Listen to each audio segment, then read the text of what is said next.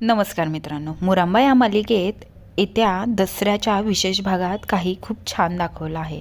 आता आरोहीने ठरवलेलं असतं की आईबाबांना एकत्र आणायचं आहे आणि ती म्हणत असते की मी माझ्या आईबाबांना एकत्र आणणारच। आता दसरा येत आहे, ह्या दसऱ्याच्या निमित्ताने मी माझ्या आईबाबांना एकत्र कायमच आणणार आहे असं बोलल्यानंतर ना आता ती निश्चयच केलेला असतो तिने। आता ती दोघांनाही खाली बोलवते आणि म्हणते, आई आणि बाबा, मला तुम्हाला काहीतरी सांगायचं आहे, तुम्ही माझं ऐकणार, प्रॉमिस असं बोलून ती दोघांनाही ऐकायला कन्व्हिन्स करते आणि ते दोघेही कन्व्हिन्स होतात कारण की त्यांच्या मुलीचा हट्ट असतो।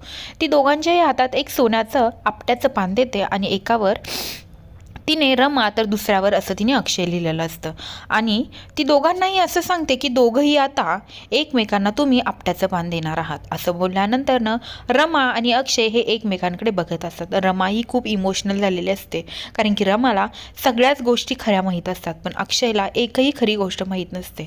त्यामुळे अक्षयच्या डोळ्यात पण प्रेम दिसत असतं पण प्रेमापेक्षा राग जास्त दिसत असतो आणि तसंच रमा खूप जास्त भावूक झालेली असते।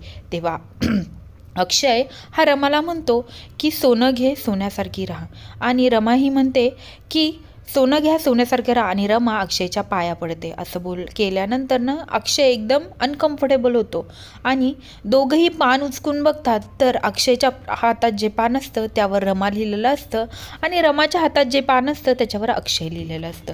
हे सगळं आरोहीने केलेलं असतं। आरोहीला वाटतं की मी माझ्या आईबाबांना सोन्यासारखे आहेत आणि मी त्यांना एकत्र आणणारच, या दसऱ्याच्या निमित्तानं मी माझ्या आईबाबांना एकत्र आणणार। आता आरोही असा पन्नस घेतलेला असतो। आता खरंच आरोही तिच्या आईवडिलांना एकत्र आणेल का? तसंच अक्षय आणि रमामधला दुरावा दूर होईल का? अक्षयला रमाचं मन कळेल का? आणि रमा आता अशी का वागत आहे? अक्षय ह्या सगळ्याच्या खोलाशी जाईल का? तसंच इरावतीचा खरा चेहरा हा अक्षयच्या समोर येईल का? तसंच रमा इरावतीचा खरा चेहरा अक्षयच्या समोर कसा आणेल हे पाहण्यासाठी विसरू नका मुरांबा, आणि आजच आपल्या चॅनलला लवकरात लवकर सबस्क्राईब करा।